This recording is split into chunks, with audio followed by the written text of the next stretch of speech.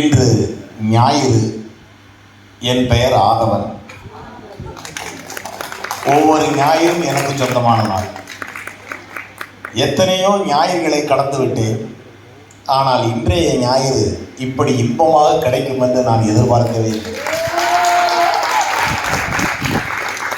இந்த இன்ப ஞாயிறு எனக்கு கிடைப்பதற்கு பாலமாக அமைந்த என் அருமை சகோதரன் நண்பன் எம்பி ரகு, என் உயிர் நண்பன், என் உயிர் சகோதரன். இப்போ இவர் இங்கே அழைக்கிறாரு. திடீர்னு ஒரு ஃபோன் பண்ணுறாரு. அண்ணே, இந்த மாதிரி ஞாயிற்றுக்கிழமை நம்ம ஒரு இடத்துக்கு போகணும். எங்கே போகணும்னு எனக்கு தெரியாது. நான் சரின்ட்டேன். அப்போ பக்கத்தில் இருந்து ஒரு சகோதரி ஃபோனில் பேசுனாங்க. பாரதி, பார்த்துக்கோங்க. பாரதியே பேசும்போது நான் எப்படி முடியாதுன்னு சொல்ல முடியும்? அந்த மகாகவி பாரதியே ஒரு பெண் குரல் எடுத்து பேசுனது மாதிரி. அப்புறமா விஷயத்தை அவங்களே சொன்னாங்க. இந்த மாதிரி எஸ் ஜானகியினுடைய இன்குரல் பாடல்கள் ஞாயிற்றுக்கிழமை சர்பிட்டி தியாகராஜ் இருக்கான்னு சொன்னாங்க. வந்துட்டேன். வந்தது எப்படி வந்தேன்னு கேட்டால், நேர என் அருமை தம்பி ரகு வீட்டுக்கு போய் அவங்க அம்மா கிட்ட ஆசீர்வாதம் வாங்கிக்கிட்டு இந்த இன்பத்தை அனுபவிக்க வந்துட்டேன்.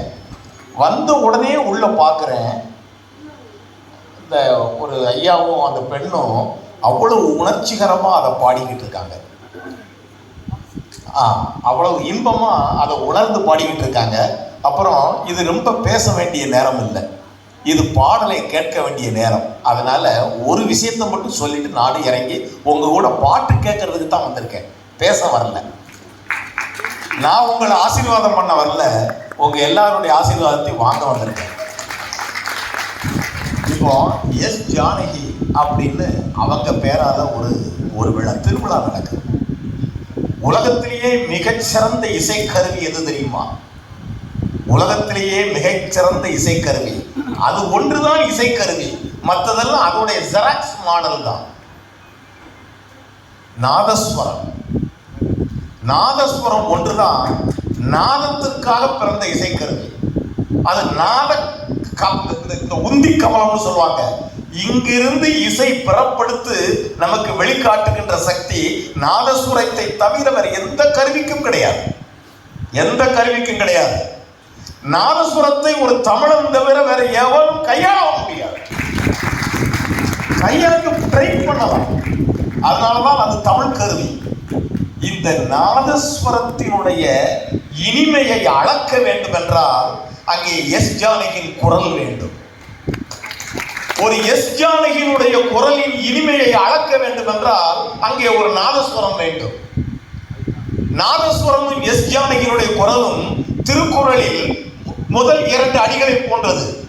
அகர முதல எழுத்தெல்லாம் ஆதி பகவன் என்கின்ற 4 சீர் நாதஸ்வரம்.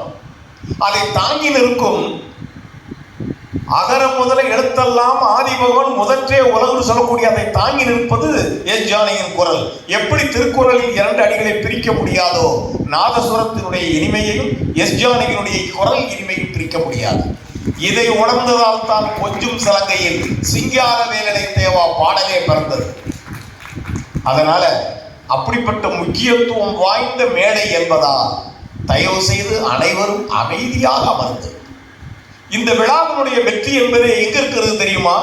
இந்த மேடையில் இசைத்து கொடுக்கிறார்களே, இவர்களை வைத்து வெற்றி கிடையாது. அதை கேட்டுக்கொண்டிருக்கக்கூடிய நமது ரசனையை பொறுத்துதான் வெற்றி.